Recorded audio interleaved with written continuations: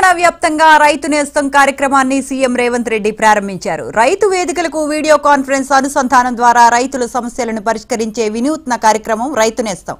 దశలవారీగా 3 సంవత్సరాల్లో 2 రైతు వేదికల్లో వీడియో కాన్ఫరెన్స్ యూనిట్లను స్థాపించారు. 97 కోట్లతో ప్రాజెక్టును అమలు చేయనున్నారు. మొదటి దశలో 110 అసెంబ్లీ నియోజకవర్గాల్లో ఏర్పాటు చేయనున్నారు.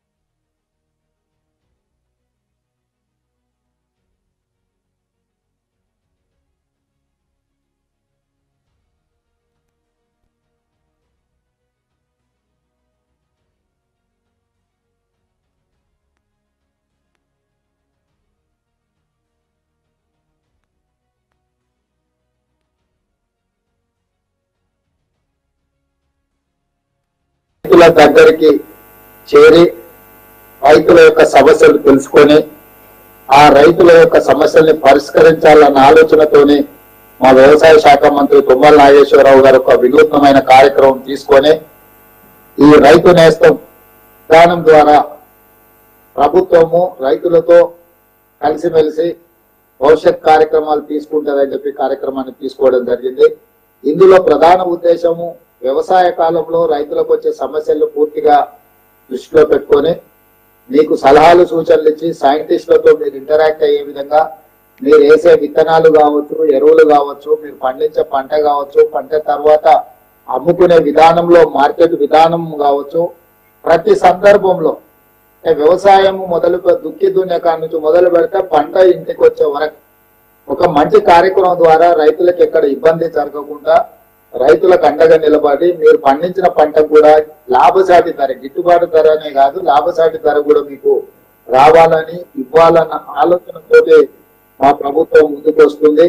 అది రైతు భరోసా కార్యక్రమం కావచ్చు, రైతు రుణమాఫీ కావచ్చు, రైతులకు విత్తనాలను అందుబాటులో తీసుకురావడం కావచ్చు, మార్కెట్ లో ఐకేపీ సెంటర్ల ద్వారా ఇతర ప్రభుత్వ మార్కెట్ యార్డ్ల ద్వారా మీకు అందుబాటులోకి తీసుకొచ్చి అది మిర్చి కావచ్చు, పత్తి కావచ్చు, పసుపు కావచ్చు, ఎర్రజొన్నలు కావచ్చు, కందులు కావచ్చు, సోయాబీన్ కావచ్చు, ఇట్లాంటి ప్యాడీ వరి కావచ్చు, ఈ అన్ని పంటలు కూడా పండించి దాదాపుగా 26 రకాల పంటలు పండడానికి తెలంగాణ రాష్ట్రంలో అవకాశం ఉంది.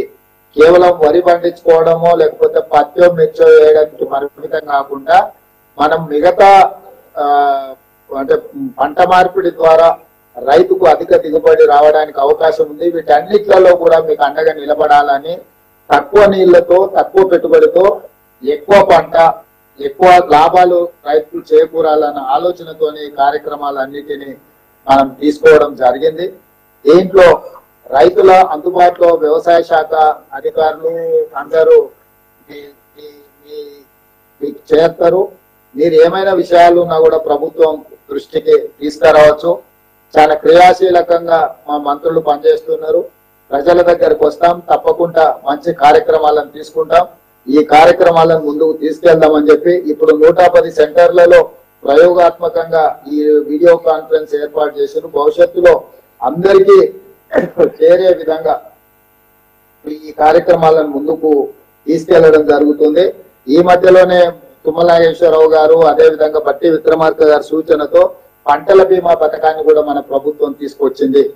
ఈ రోజు రైతు బీమా పథకము, రైతు ఏదైనా నష్టం వచ్చి కష్టం వచ్చి ఆత్మహత్య చేసుకుంటే ఆ చనిపోయిన కుటుంబాలను ఆదుకునే విధానం రైతు బీమా పథకం.